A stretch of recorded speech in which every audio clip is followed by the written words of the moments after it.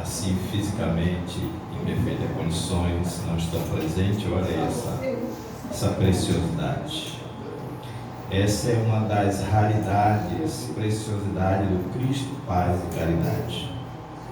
Nossa irmã, Dona Tereza Icó de Souza, a mais velha trabalhadora do Cristo Paz e Caridade, encarnada. Está vendo? Vera? Ô Vera? Jesus abençoe. Eu e a casa devemos muito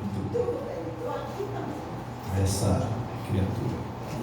Gente, boa tarde. Boa tarde, Cristo Paz. Boa tarde, Casa do Evangelho. Boa tarde, Valença. Boa tarde, irmão Ramon. Boa tarde, Mansão do Caminho. Casa de Oração Bezerra de Menezes. Boa tarde, São Sebastião, São Francisco do Conde, que estão aqui conosco. Que Jesus nos abençoe, nos dê uma tarde de reflexão, de aprendizado, de alegria. Eu quero agradecer, mas este ano que eles me permitiram concluir na Casa Espírita Cristo Paz e Caridade, da qual eu tenho 22 anos de atividade. E eu agradeço a espiritualidade por esse acolhimento e por todos os companheiros que me ajudaram nesta árdua travessia. Então eu quero primeiramente agradecer aos que tiveram a coragem, a iniciativa, a inspiração de fundar esta casa, hoje desencarnados, como nosso irmão Evilásio, Dionésio Ferreira, nossa irmã Dulcinéia Maia Ferreira, que ainda está encarnada entre nós, Dona Kelma Simone, que me fez o convite e acabou me transportando do Ceareiro para o Cristo Paz. Ela está aí, meu carinho, meu abraço. Senhor José Farias, Seu Antônio Costa, Dona Zalma Passos, amigos de caminhada que hoje se encontram na pátria espiritual, mas que nos visitam através da reunião mediúnica, dizendo: força, coragem, nós estamos aqui. Acredite que vai ser bonito, vai acontecer. Está acontecendo.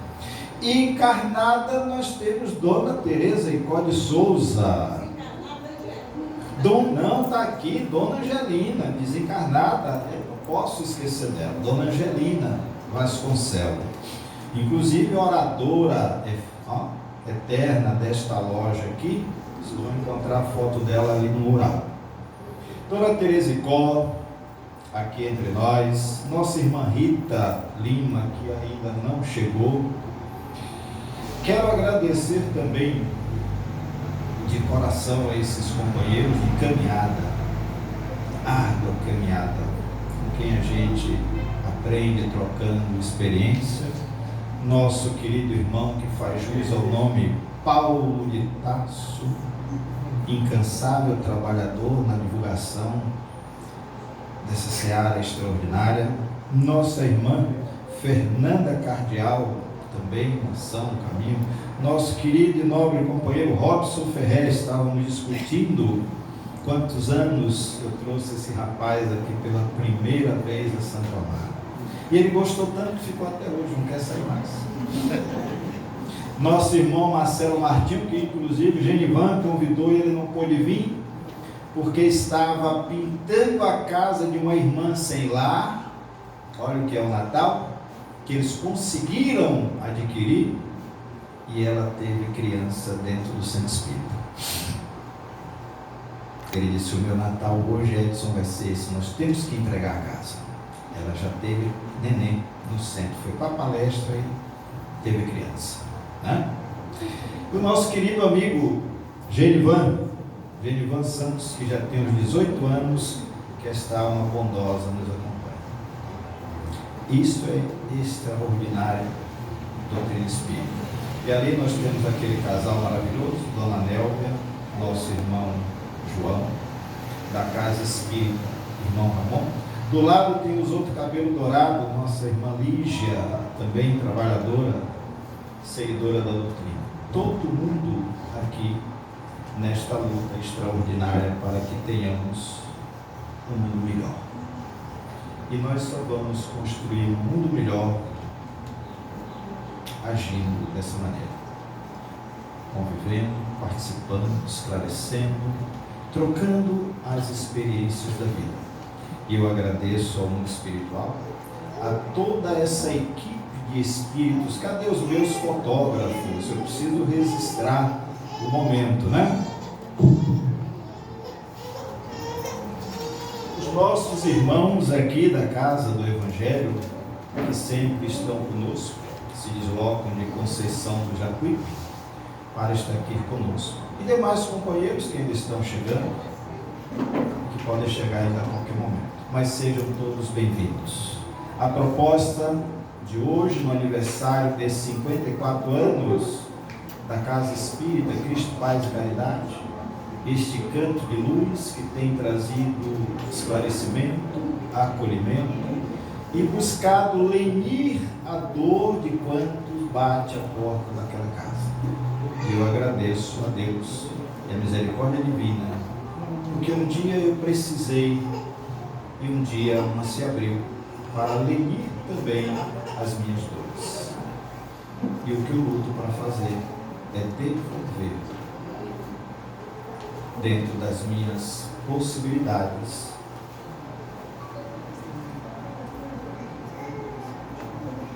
tem aqui nossa irmã Bárbara também, representando o CR2, e da nossa irmã Cristina. Um abraço, Bárbara, viu? Seja bem-vinda. Então, dentro da nossa proposta, 54 anos, e a proposta é Natal. Então é Natal. E ele é o essencial. Então nós precisamos ouvir aqui hoje, na voz de Fernanda, de Paulo, de Robson, a realidade do Natal, do encontro com Jesus e todo o simbolismo que esta data deve significar para todos nós cristãos. Eu vou ler só um pequeno trecho, em seguida nossa irmã Cléo vai ler um tópico do Evangelho, porque na obra diz assim: a principal tarefa de Jesus Cristo em nosso planeta foi romper o véu do obscurantismo, demonstrando o sentido feliz de cada existência. Espírito perfeito, superou vários obstáculos, apresentando a vida física e a espiritual. Encerrando sua insigne série sobre os tempos de Jesus Cristo, encarnado na Terra, o Espírito Amélia Rodrigues brinda-nos com a presente obra, que nada mais é do que o essencial. E é dele que nós vamos ouvir falar na tarde de hoje. Sejamos todos bem-vindos, que Jesus nos abençoe. Depois cantamos o parabéns, vai ter bolo salgado aí para todo mundo. Hoje vocês podem sair da dieta aí, a espiritualidade liberou, viu? Aqui.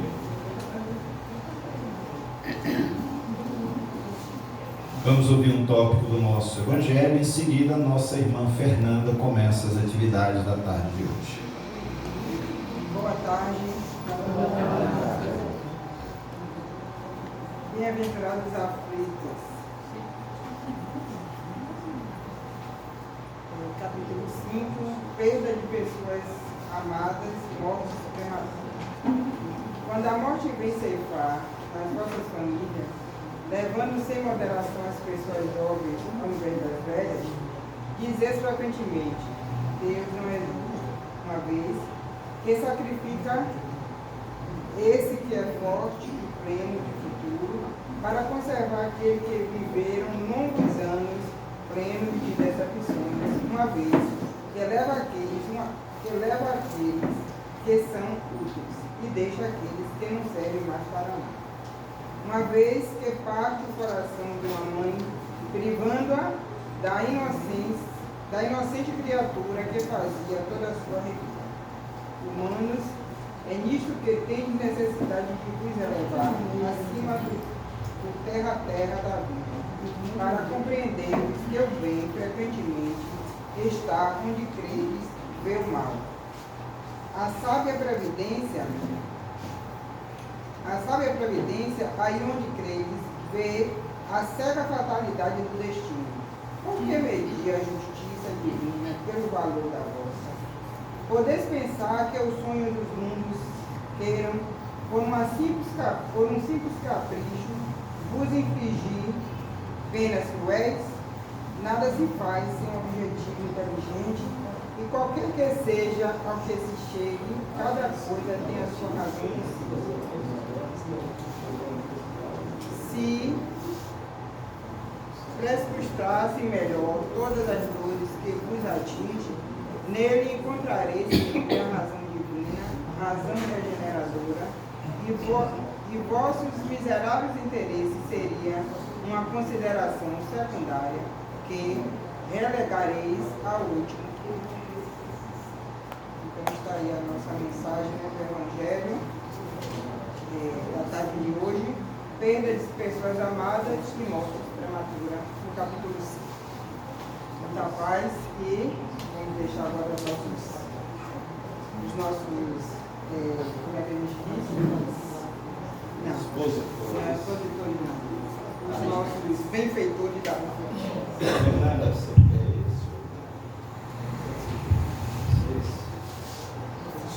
veja, som. Isso é melhor que isso. É? Então, pronto. Deixa esse aí. Só tinha Que a paz do Senhor Jesus esteja conosco.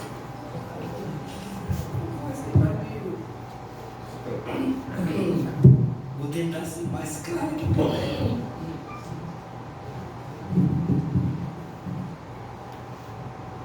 Obrigada. Chegar mais perto. Depois se passou algo aqui, uma coisa. E a gente parabenizar o aniversário da casa. 56 anos de trabalho, de amor. 54, já comentei, né? É um bom sinal de levantamento do bem, de vivência da caridade. E claro que nessa época do ano é realmente essencial fazer reflexões sobre o Natal. Deixa eu falar mais perto para ficar mais audível. Se eu não viesse, seria um problema que ia gerar um karma horroroso para mim, então vocês vão ter que me aguentar. Quando Jesus veio à Terra, conforme narram os bons espíritos, era um cenário extremamente difícil que se vivia, porque a Roma dominava praticamente todo o mundo conhecido da época. Dominava de maneira violenta, de maneira arrasadora, escravizando vidas, mesmo quando alegavam que respeitavam crenças, culturas, mas na verdade oprimiam, de modo que a própria cultura de Roma era imposta a todos os povos, e especificamente quando se trata do povo judeu, que é uma raça que traz por si um orgulho de supremacia em relação à humanidade, porque eles entendiam que Abraão lhes tinha prometido que eles teriam essa soberania, que seria mais numerosa do que as estrelas do céu. E os profetas, que representavam a voz da espiritualidade, haviam anunciado há muito tempo que era através do povo judeu que viria o Messias. E o Messias se tornou aquele ser esperado para ser o rei dos judeus. Como tal, destronar César e toda a tirania e violência dos romanos sobre o povo judeu, para que eles sobrepujassem todos os inimigos e pudessem alcançar a essa condição de supremacia.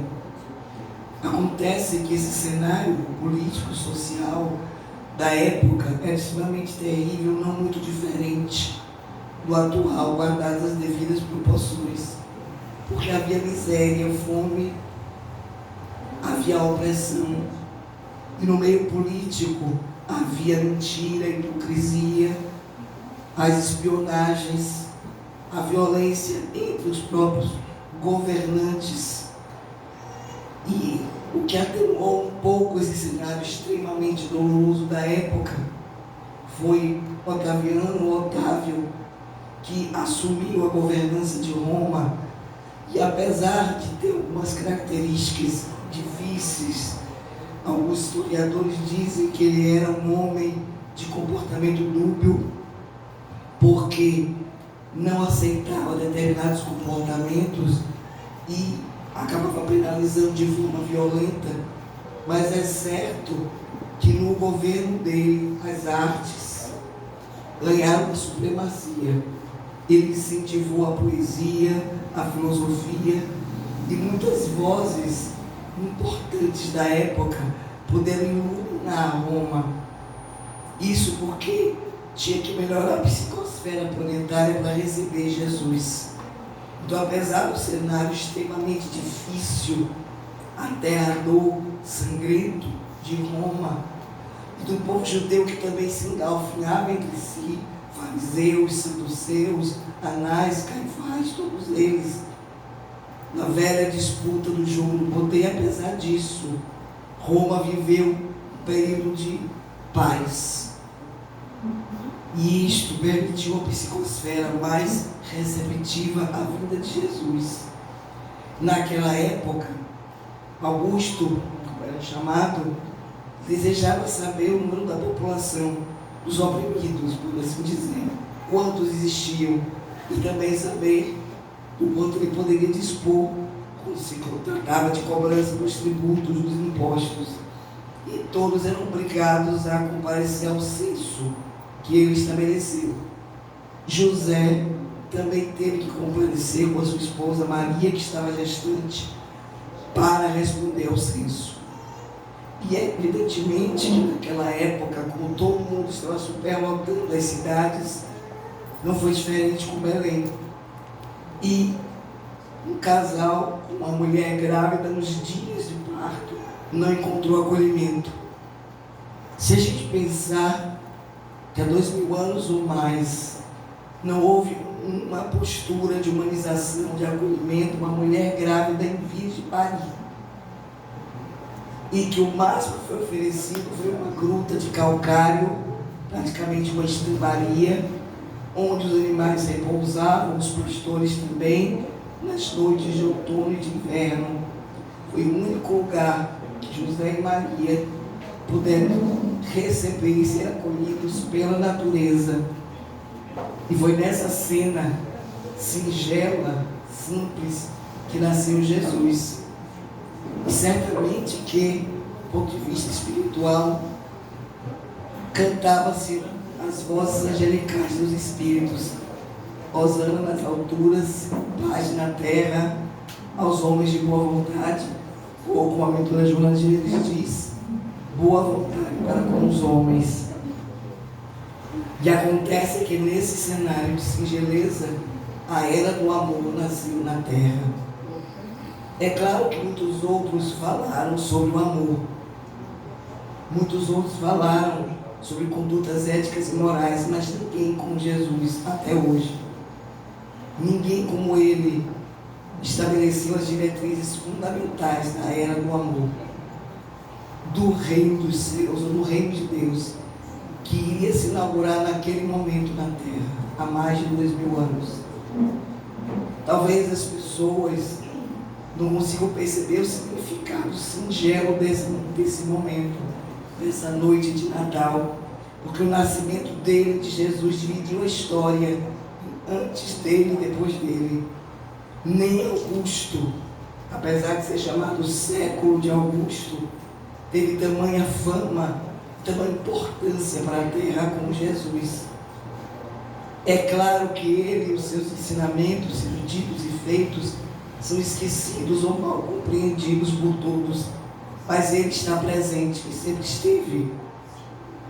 Sempre proporcionou a oportunidade de renovação da terra.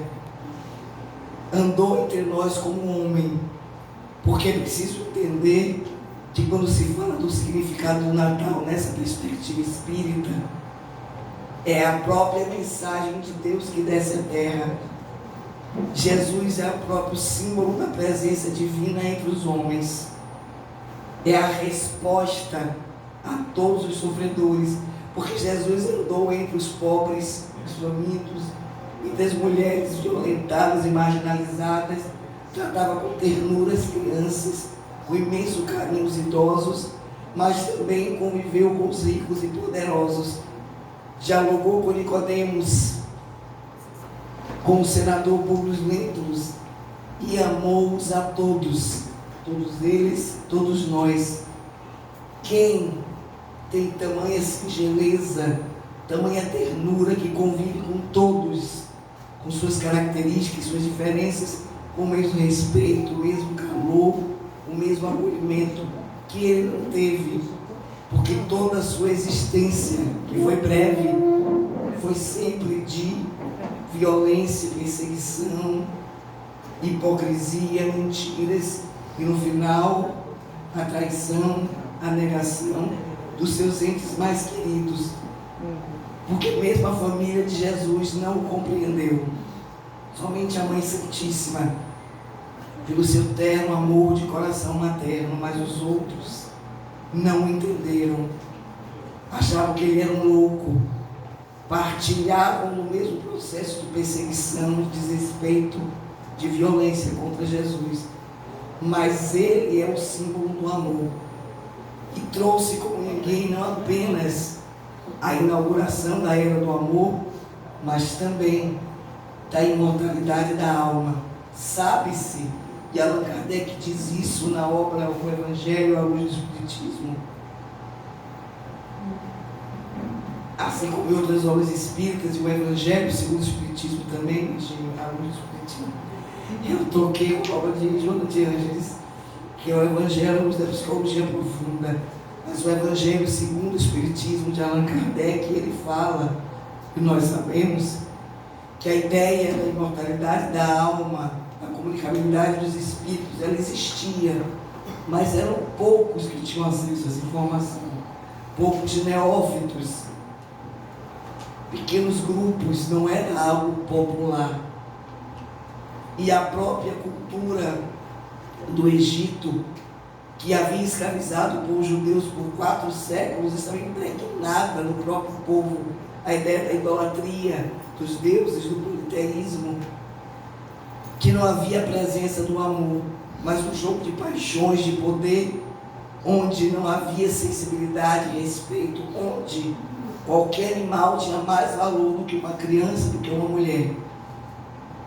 Porque então a mãe de Jesus seria amada e respeitada e acolhida, ou o próprio Jesus. Mas ele fez questão de vir na humildade de uma estrebaria,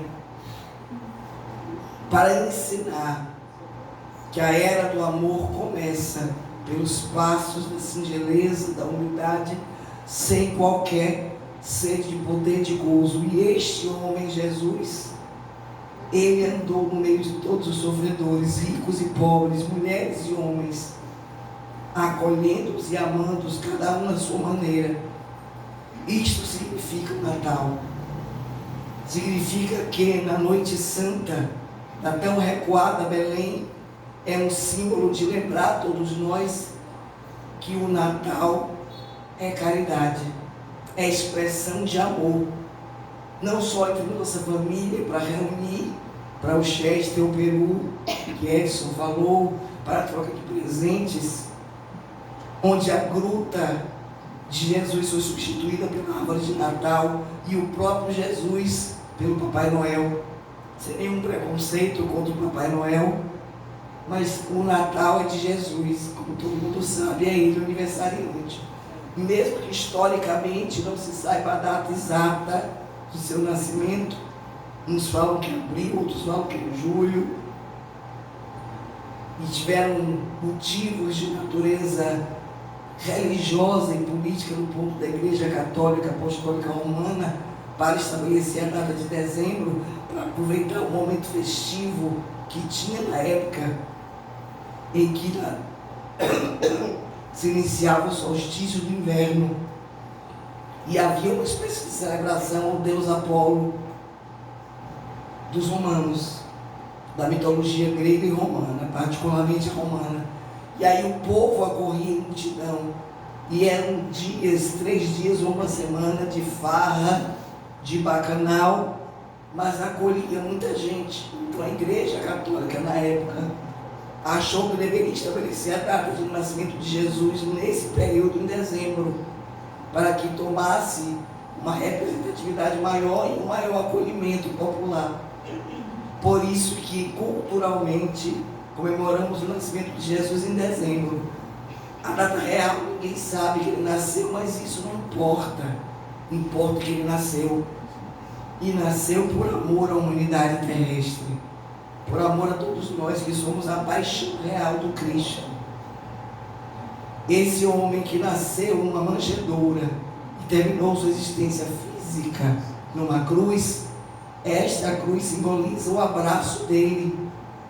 O homem que sempre esteve de braços abertos para todos, num acolhimento extremamente profundo e real, que nenhum de nós consegue até hoje entender o significado.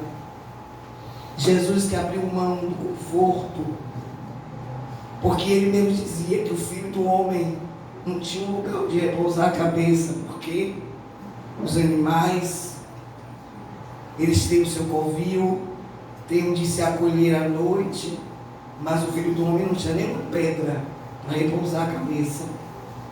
E nenhuma preocupação ele tinha com isso. Todas as situações de adversidade, de perseguição, de desconforto que ele viveu como um homem.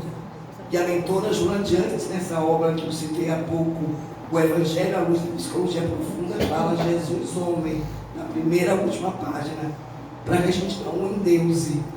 Mas certamente era um homem especial, mas um homem que andava com a face crestada pelo sol, os pés sangrentos de caminhar por toda a Galileia e por onde ele andou. Um homem que acolheu não só os judeus, mas a própria gentilidade, que mais tarde Paulo de Tarso iria fazê-lo como ninguém mais o fez, com tamanha grandiosidade. Um homem que andou em todos os lugares, sem medo de violência, da hipocrisia, da perseguição, porque é a presença divina em nossas vidas, na terra. É o mestre que vem mostrar, fazer como se deve comportar. O mestre verdadeiro não é aquele que apenas fala, é aquele que mostra o modo de fazer em qualquer circunstância, porque Jesus não tinha preconceito. Rico, pobre, mulher, homem, seja o senhor ou o servo, porque para ele todos somos iguais em nossas singularidades. Nos identificava o que somos, que filhos de Deus. Não importa se a nossa roupagem é de um servo ou de um senhor, dessa ou daquela etnia ou condição socioeconômica.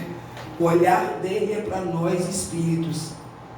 Está rico ou pobre, dessa ou aquela característica, uma contingência, porque o imperador de hoje é o servo de amanhã e vice-versa. Os próprios ventos da política são tão instáveis que a pessoa rica hoje pode estar na miséria amanhã, a depender das circunstâncias do poder, dessa instabilidade que tem, e as necessidades evolutivas de cada um de nós. Então esse homem amor que é Jesus, ele veio à terra fazer um diferencial, ensinar-nos como se ama, sem perder de vista a intencionalidade da identidade de espírito. Estávamos ouvindo uma palestra de Haroldo Dutra na Abrame, que é a Associação Espírita, no seu significado, mas é dos advogados, dos magistrados espíritas. E ele falava que quem levantou as falas de Jesus, o que ele mais citou foi o reino dos céus, porque ele trouxe o amor nessa perspectiva da imortalidade da alma. E isso é importante, e é importante para que todo mundo, em qualquer situação que esteja, entenda que a existência na Terra é temporária. Se eu sou rica ou pobre, se eu vivo no meio de uma multidão, se eu sou solitária, não faz diferença, porque eu estou vivendo uma condição temporária. Somos espíritos.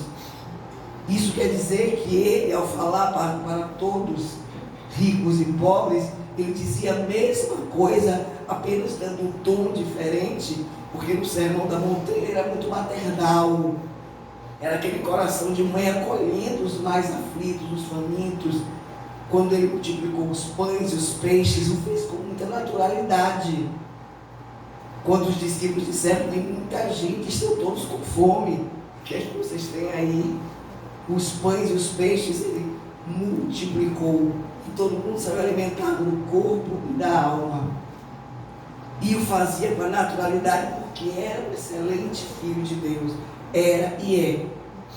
Não é privilegiado no sentido de ser diferente de nós, mas é alguém que é um irmão mais velho, alguém que palmilhou um caminho em outro planeta e que vem para nós com a maturidade de um ser puro, de um ser que conhece os caminhos por onde hoje andamos. A ideia do Natal na visão espírita é mais do que comer cheste, peru ou trocar presentes, nada contra. Mas precisa transcender a isso. Precisa ser um significado de amor, de solidariedade, de compaixão, de empatia para com os aflitos. Edson lembrou quem não tem por perto.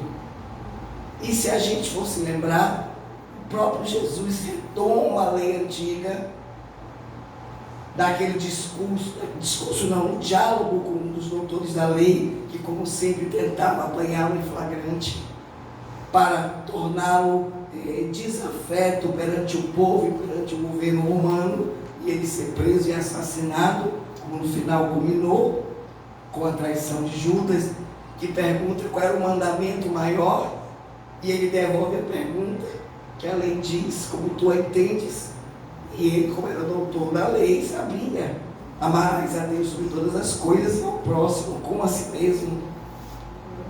E quando Jesus, e aí ele tentando fazer com que Jesus fosse apanhado em flagrante contradição verbal, vai dizer: mas quem é o próximo?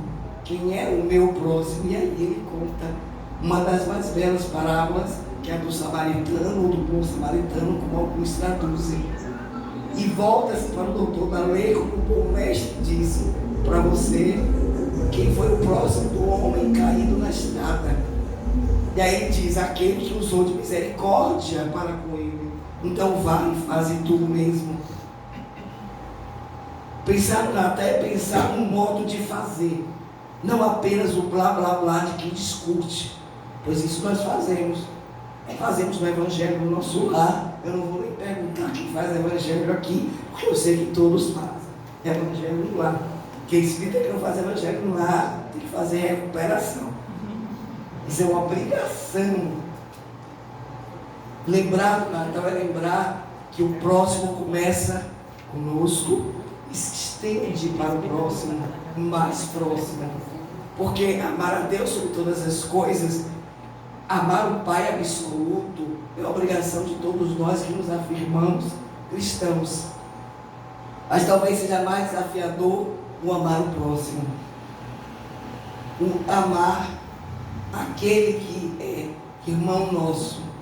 Certa vez Filipe, falando sobre o amor a Deus e falando sobre o próprio Deus, perguntou a Jesus, foi quase um apelo, uma intimação: mostra-nos Deus. E Jesus respondeu a ele: você não está me vendo? Precisa de prova melhor da existência de Deus do que eu? Porque Jesus é uma amostra divina. Jesus não é Deus, mas é a amostra divina mais autêntica que temos. Por isso que ele disse: não está me vendo? Não está ouvindo meus ensinamentos? Então, ao ver Jesus e o que ele ensinou e viveu, é como se a gente visse o próprio Deus sem ele ser Deus. Porque ele mesmo dizia: eu e o Pai somos um em termos de identidade, de pensamento, de sentimento, porque é o excelente Filho de Deus. E ele também disse: Filho do homem. Então ele não é o Deus criador de tudo que existe, mas é a melhor amostra que a gente tem. Por isso o Espiritismo vai dizer que ele é guia e modelo, ou modelo e guia de todos nós, porque não tem melhor. Pensar no Natal na visão espírita é pensar que Jesus é o nosso modelo e guia. Se ele é guia, é porque não temos maturidade ainda para andar ações. Porque quem sabe o caminho não precisa de guia. Quem vai para um lugar turístico que não conhece precisa de um guia para mostrar os lugares melhores, mais bonitos. Mas quem conhece o lugar precisa de guia. Se Jesus é nosso guia, porque ele sabe que ainda estamos perdidos. Mesmo com o período enorme da cristandade e de outras doutrinas, seitas, ordens, religiões que graçam na terra, ainda estamos perdidos em nós mesmos. Certa vez alguém perguntou por que os Espíritos falam sempre sobre caridade. E aí eles responderam: como vocês aprenderam que é caridade, não precisa mais mensagem sobre caridade. Porque se tornou natural. Então não tem mais o que ensinar, o que se vive. Por isso Jesus é nosso guia, porque precisamos encontrar a rota. Por isso ele dizia: eu sou o caminho que conduz à verdade, conduz à vida. Ele disse: eu vim para que tenhas vida e vida em abundância. Para que a gente precisa ir atrás dos bens terrenos, a não ser estritamente necessário, se Jesus é abundância? Se a abundância é prosperidade espiritual, riqueza espiritual que nenhum ladrão pode levar, que nenhuma traça ou ferrugem pode consumir. Isto é Natal, um Natal de Jesus. Transcender a materialidade da comemoração da cultura de Papai Noel, da comilança exagerada e outras coisas de bebê, para essa festa espiritual, porque Natal é uma festa espiritual. É uma lembrança da noite santa de Belém. É uma aliança que foi feita com a terra. A presença do próprio governador espiritual da terra entre nós é uma honra que a gente não vai desfrutar materialmente novamente, mas espiritualmente ele está entre nós. E aqueles que são seus mensageiros, Natal significa também isso.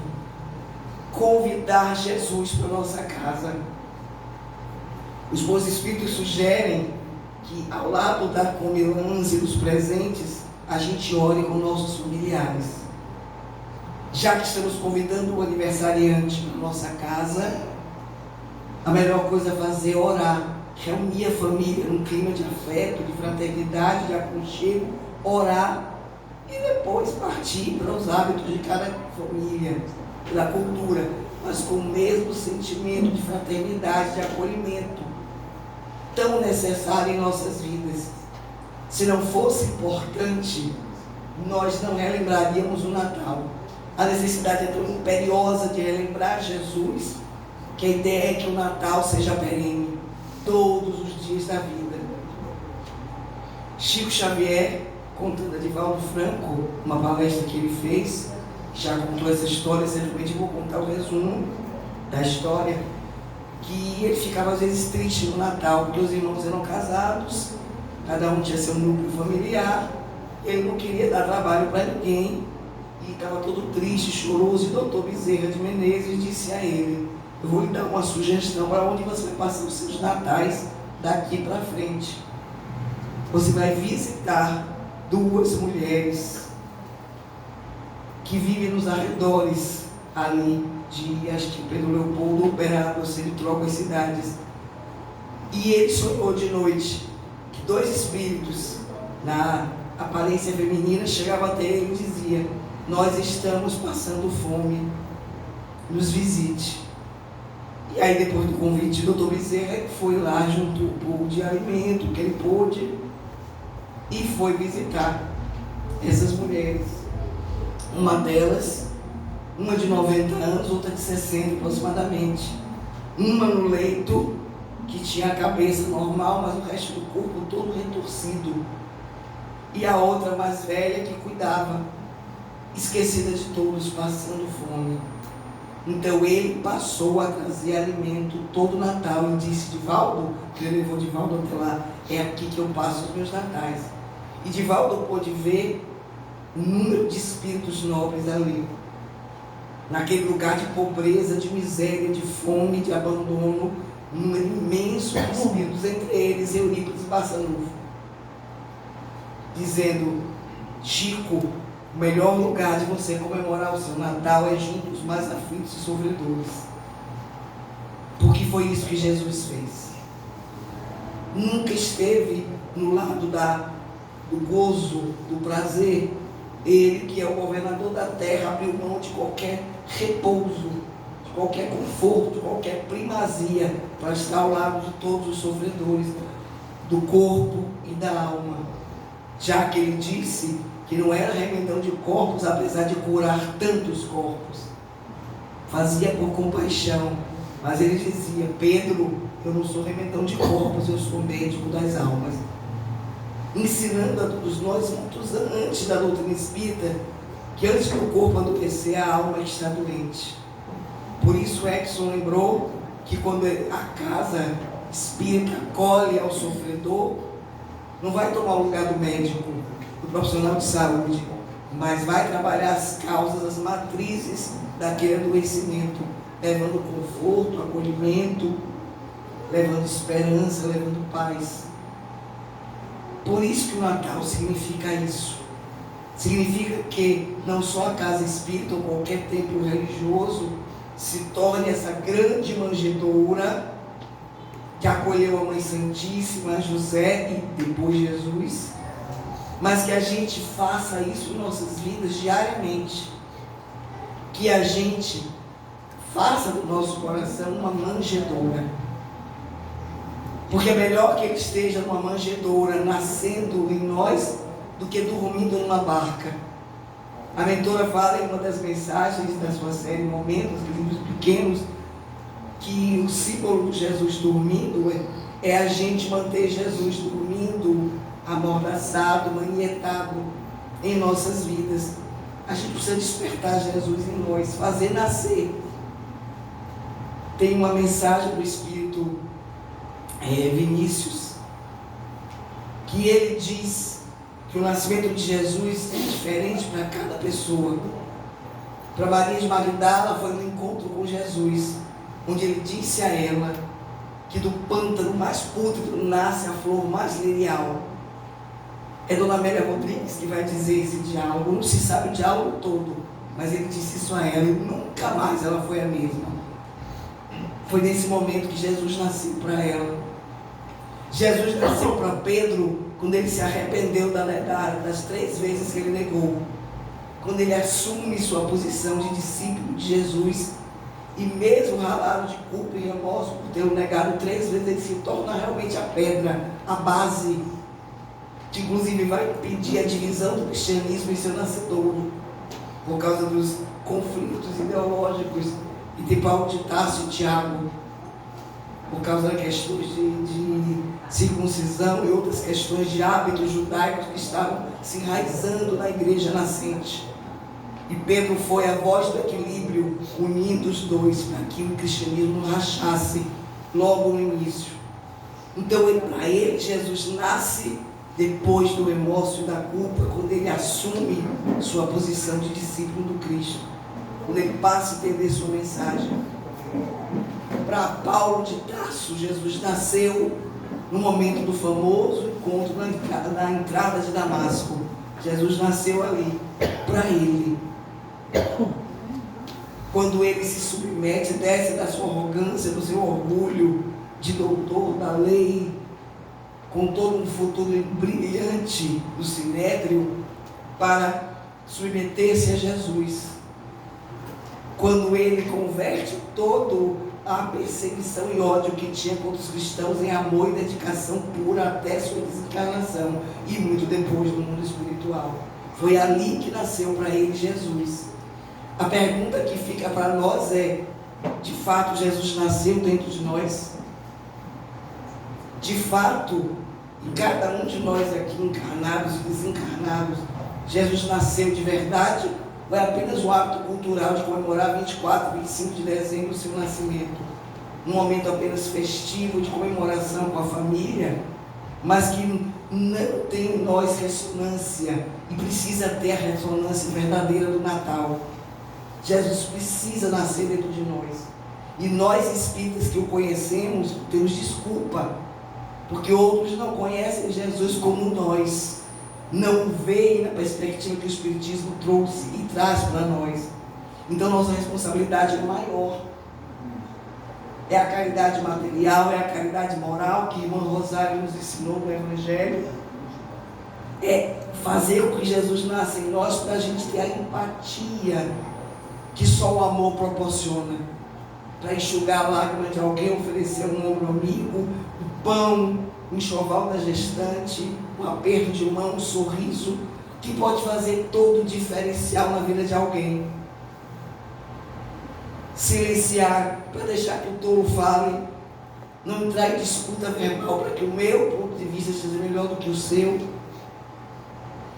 diminuir diferenças, preconceitos e entender que cada um de nós temos nossas particularidades, ainda bem que é assim, porque não somos clone de ninguém, nem irmão gêmeo é irmão gêmeos, quanto mais nós outros. É isso que enriquece, cada um com o seu jeito de ser, sua personalidade, sua etnia, sua condição socioeconômica, mas o que é que faz a argamassa? Sermos todos filhos de Deus, irmãos. E o próprio Jesus disse que qualquer discípulo dele seria reconhecido pela capacidade de amar uns aos outros. E ainda deu um parâmetro bem alto, como eu vos amei. Aí não dá para a gente fugir disso. É um amor cujo modelo é ele, é um modelo alto, mas com Jesus não tem meia boca, não tem mais ou menos. É tão exigente, entre aspas, esse amor, que é para estender até os inimigos. Essa história talvez vocês conheçam, eu estou de olho no horário, esse relógio não obsessor. Mas a voz está saindo, eu estou levando. E o que acontece? Haroldo Dutra também, nessa palestra que eu assisti, ele conta que Chico tinha um cachorro que gostava muito, ele sabe que ele gostava muito dos animais. E esse cachorro estava gravemente doente. Então um familiar de Chico ficou com pena e disse: eu vou matar o cachorro, porque o cachorro acaba o sofrimento, morre logo, pronto. E Chico fica também tranquilo, para de sofrer pelo cachorro. E matou o cachorro. Então o Chico ficou muito magoado, se magoou com essa pessoa que era da família dele, e ficou muito magoado, mas foi continuar o trabalho espírita. Aí o mentor Emmanuel disse: olha, Chico, temos aqui um problema. Emmanuel, para quem não conhece, era o mentor espiritual de Chico Xavier. Você está magoado porque mataram o seu cachorro. Acontece que isso está criando uma mancha próxima ao seu coração, e isto com o tempo vai virar uma doença. Mas não é só esse o problema. Você está perturbando o trabalho espírita com a sua mágoa. Aí Chico ficou tudo sem graça. Como é que eu faço para resolver isso? Eu vou lhe dar uma sugestão. Você sabe quem matou o cachorro? Sei. Você vai se informar qual é a coisa que essa pessoa mais gostaria de ter. O que é que ela gostaria mais de ter? Coisa material. Aí ele disse: eu sei. Ela quer muito uma máquina. Aí disse ela, entregou aquela mulher. Ela quer muito uma máquina de costura. Então dê a ela uma máquina de costura. Peraí, eu estou magoada com a mulher que matou o meu cachorro, mesmo sendo minha parente. Ainda vou dar uma máquina de costura para ela? Aí ele disse, Emmanuel respondeu: essa receita não é minha, é de Jesus. Amar quem ofende, quem injuria, quem se torna seu desafeto, quem faz sofrer, a receita é dele. Aí Chico, tá vendo? Aí é claro que ele comprou uma máquina de costura e dividiu em prestações nas 3 encarnações para conseguir pagar. E deu a máquina de costura. Quando ele deu a máquina, ela ficou tão feliz, que era o que ela mais queria, que na hora a mágoa dele se dissipou. Então, quando a gente ama aquele que se torna nosso desafeto, por essa ou aquela razão, quando o gesto de amor é sincero, qualquer mágoa, raiva, ódio, ressentimento se dissipa. Porque somente o amor faz bem. Somente o amor cura a ferida de todas as almas e a ferida dos corpos também, com o tempo pelo menos. Então é esse o significado do Natal de Jesus. É essa lembrança dessa aliança que o céu tem com a terra, de lembrar sobre a necessidade de aprender a amar. Amar o próximo mais próximo, que somos nós mesmos, mas estender esse amor para os outros próximos, membros da família, colegas de trabalho, de escola, da casa espírita, que precisa ter muita fraternidade e paciência entre nós, em qualquer ambiente, para que a gente comece a ensaiar os primeiros passos, que é difícil até pronunciar a palavra, mas vai sair, os primeiros passos do aprendizado do amor. É somente esse exercício de alto amor, se enxergando como filho de Deus, que tem direito a cair, levantar, se amar, se cuidar, para estender esse amor para o próximo e, obviamente, amar a Deus. Quem ensinou essa inversão dos mandamentos foi a mentora Joana de Ângeles. Se você não sabe amar a Deus, comece a se amar, estenda esse amor para o próximo, depois você vai se perceber amando a Deus, até porque a gente vai ver Deus em tudo, em todos, inclusive em si mesmo. Então esse é o Natal de Jesus, é uma mensagem perene, que veio do céu para a terra, que precisa agora ser da terra para o céu. Muita paz, meus irmãos.